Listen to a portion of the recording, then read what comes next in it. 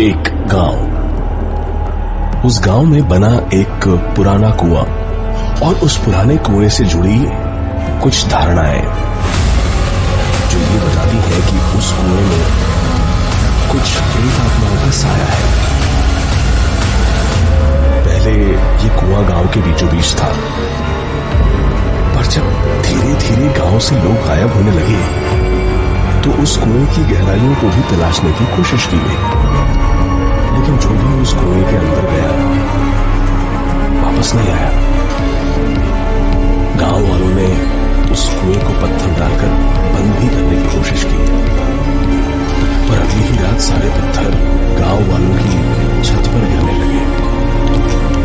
ऐसा लगने लगा जैसे पत्थरों की बारिश हो रही हो। और अगली सुबह वो कुआं फिर से पत्थरों की जगह पानी से भरा था। ऐसी ही ढेरों कोशिशें जब नाकाम रही तो गांव वालों ने कुएं के पास बने सारे घर खाली कर दिए और पूरा गांव कुएं से दूर हट गया। और कुआं अब भी गांव के रास्ते में खड़ा था। और तभी से शुरू हुआ उस कुएं में मौत का एक अजीब खेल।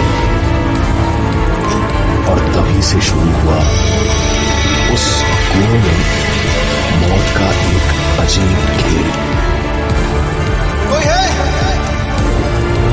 कोई है? निकालो मुझे यहां से। कोई सुन रहा है? मदद करो मेरी। कोई है? आवाज उस कुएं से आ रही थी जो वहां से गुजर रहे पवन ने साफ साफ सुनी। शायद कोई उस कुएं में गिर गया है। ये सोचकर पवन उस कुएं के पास चला गया और घबराते हुए बोला, पास के गांव का श्याम, निकालो मुझे यहाँ से, जल्दी करो, दम घुट रहा है मेरा, अंधेरा होने से पहले निकालो मुझे यहाँ से। अच्छा ठीक है, रुको मैं निकालता हूँ। क्या करूँ मैं? देखो वहां पर पास ही मेरी एक रस्सी पड़ी होगी, उसे अंदर फेंको। ठीक है रुको, ये लो रस्सी, पकड़ में आई?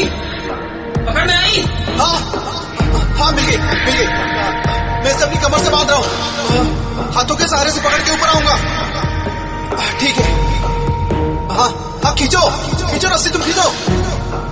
हाँ खींचो रस्सी, तुम खींचो। कुछ देर हो गई, पर पवन के लिए उस आदमी को सिर्फ हाथों से ऊपर खींचना आसान नहीं था। नहीं, मैं नहीं खींच पा रहा हूँ, और यहाँ कोई ऐसी जगह भी नहीं है जिससे मैं इसको बांध सकूं। तुम भी रस्सी को अपनी कमर से बांध लो और फिर हाथों से खींचो, काफी मदद मिलेगी तुम्हें। खींचो।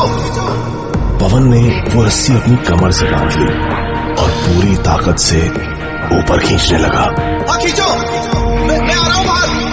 हाँ जोर लगाओ पवन, और जोर लगा पवन अचानक रुक गया। मैंने तो अपना नाम उसे बताया ही नहीं, फिर उसे कैसे सिर्फ इतना सोचना ही था कि एक जोरदार झटके ने पवन को उस अंधेरे कुएं में खींच लिया। उस दिन के बाद किसी को पता नहीं चला कि पवन कहाँ गया। कुछ दिन गुजर गए, तभी वहां से गुजर रहे एक बूढ़े राहगीर को उस कुएं से एक आवाज सुनाई दी।